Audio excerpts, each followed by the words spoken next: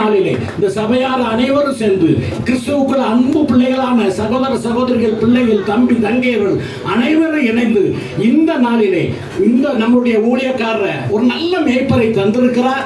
ஆமாம் ஆண்டவரே, அந்த மேய்ப்பருக்கு பிறந்த நாள் கொண்டாடுவதில்லை ஆண்டவரை கர்த்தர் மகிழ்ச்சி அடைவது போல நாமும் சபையார் மகிழ்ச்சி அடைவது அவர்களை வாழ்த்துகிறோம். அவருடைய ஊழியம் என்றென்றைக்கும் கர்த்தருக்கு முன்பாக இருப்பதாக.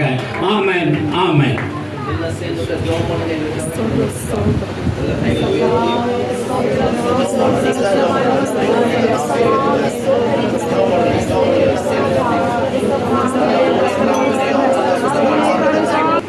பரலோகத்தின் பரமபிதாவே, வேத வசனம் சொல்கிறபடி எனக்கு ஊழியம் செய்கிறவனை என் பிதாவானவர் கனம் பண்ணுவார் என்ற வசனத்தின்படி சிறு வாலிப நாட்கள் முதற்கொண்டு நாள் வரை கர்த்தருடைய ஊழியத்திலே நிலை நிற்கிற கர்த்தருடைய தாசனுக்காக ஜெபிக்கிறோம்.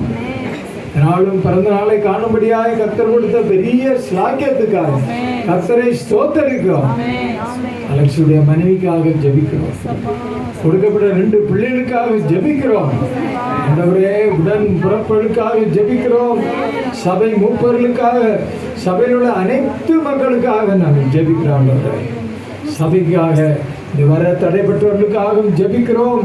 ஆண்டவரே, கர்த்தருடைய ஆசீர்வாதத்தின் கரம் சபை அனைத்து குடும்பங்களோடு இருக்கும்படியாக பிரியமானவனே, உன் ஆத்மா வாழ்கிறது போல எல்லாவற்றிலும் வாழ்ந்து சுகமாக இருக்கும்படி வேண்டுகிறேன் என்ற அப்படி வேத வசனத்தின்படி நாளும் கர்த்தருடைய தாசன் வாசித்தது போல என் கைகளில் உள்ளங்கையில் நான் உன்னை வரைந்திருக்கிறேன் சொன்னது போல ஆண்டவரே, இந்த நாட்களிலும் நாட்களில் எடுத்து வல்லமையாய் பயன்படுத்தும்.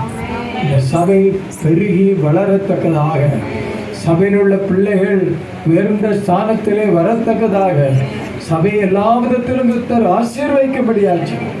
குறிப்பாக அலெக்ஸுடைய பிறந்த நாளை காண்கிற இந்த நாளில் சரீர சோம்பலனை தாரும், ஆத்மாவிலே பலப்படுத்தும், இன்னும் ஆவிக்குரிய ஆசீர்வாதங்களை அதிகமாய் சுதந்திரித்துக் கொள்ளவும் சபை மக்களுக்காக இரவு பகலாக ஓட கற்றுக்கிறவதாக ஆசீர்வதி.